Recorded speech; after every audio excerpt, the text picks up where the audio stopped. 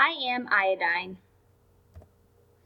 First, let me provide a brief overview of myself, as I am an extremely interesting mineral with a plethora of historical and background information.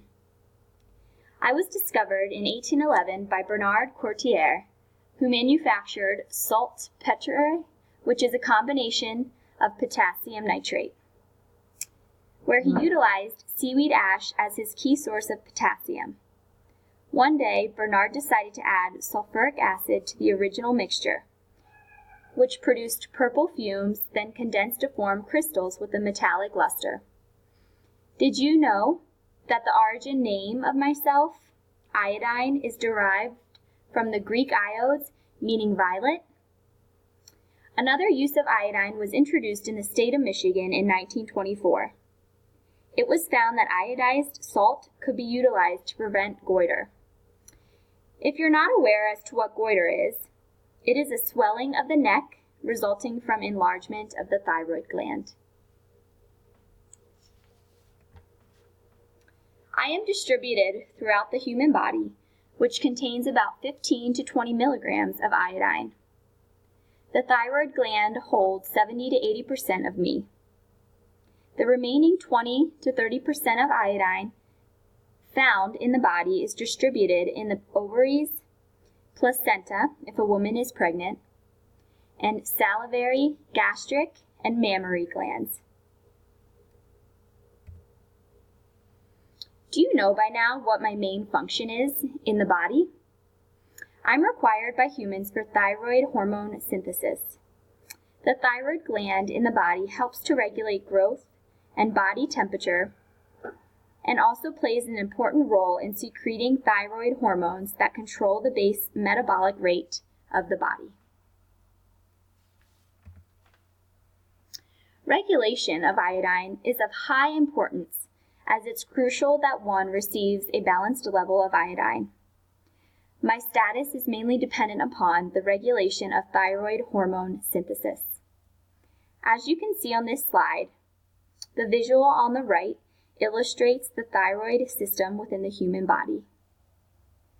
The thyroid system starts with the hypothalamus, which secretes the thyrotropin-releasing hormone, which then stimulates the pituitary to secrete the thyroid-stimulating hormone. This process is regulated by a negative feedback loop. If there is a deficiency of iodine, T4, a thyroid hormone, levels will be lower.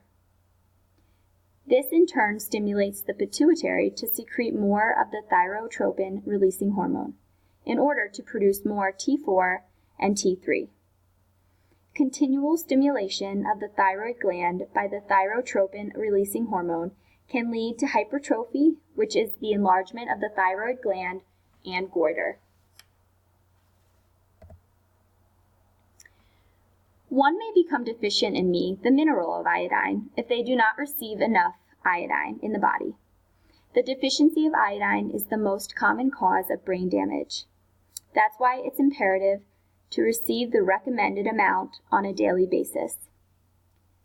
Deficiency of iodine in utero leads to congenital hyperthyroidism, known as cretinism, which results in irreversible learning disabilities. In infants, iodine deficiency can lead to learning disabilities, hyperthyroidism, goiter and growth, and development abnormalities. In children and adolescents, iodine deficiency can lead to goiter, lower IQ, decreased school performance, and increased risk of learning disabilities. And lastly, in adults, iodine deficiency can lead to slower response times, impaired mental function, increased learning disabilities, fatigue, weight loss, edema, intolerance to cold, constipation, increased blood pressure, and hair loss. On the other hand, it is possible for one to receive too much iodine, which is known as toxicity. Acute toxicity is rare. However, several signs and symptoms of iodine toxicity include fever, diarrhea, nausea, vomiting, burning of the mouth, throat, and stomach. An early sign of iodine toxicity is an elevated level of the thyroid-stimulating hormone. The risk of iodine toxicity is increased with a high iodine diet, nodular goiter, autoimmune thyroid disease, such as Hashimoto's disease. Children with cystic fibrosis may also be more sensitive to iodine. High iodine intake is associated with an increased risk of thyroid papillary cancer. You can find me in many food sources, especially in foods found under the sea, such as seaweed, sushi, shellfish, and other types of fish, specifically cod, sea bass, haddock, and perch. I'm also rich in several food sources found outside of the sea, including iodized salt, most table salt, eggs, black-eyed beans, milk, and yogurt. Also, a very interesting fun fact, the most common vegetable seafood that is rich in iodine is kelp.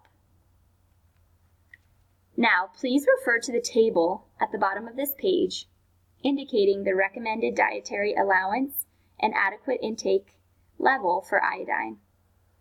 Please locate the category that fits you best on the table to identify the amount of iodine you need to consume on a daily basis.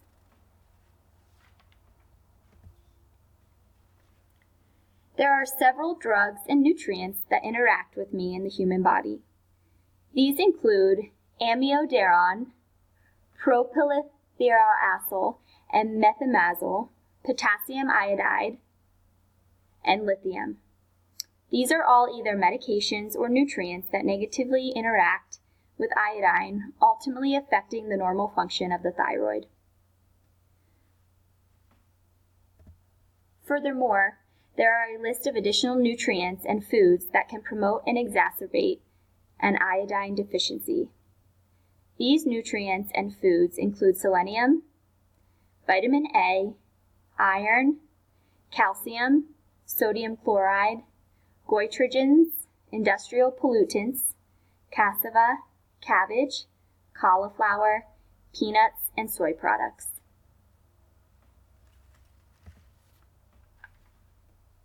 I'm available in several supplemental forms to ultimately increase one's daily amount of iodine they receive.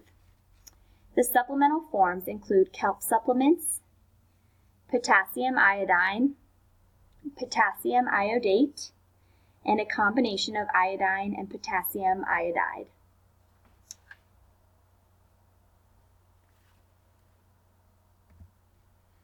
To figure out how much of me is in your body, you need to measure urinary iodine excretion. This is considered to be the most reliable test of iodine status.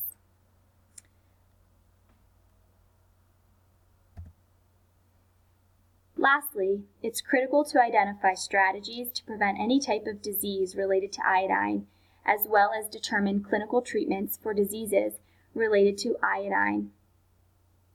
Please refer to the 2 specific diseases included on this slide relating directly to the thyroid system in the human body.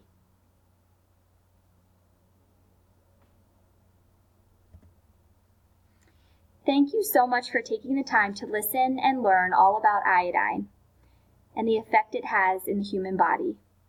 I hope I provided some new information on this mineral, iodine, and ways you can incorporate it within your own personal life and diet. Thanks so much and have a great day.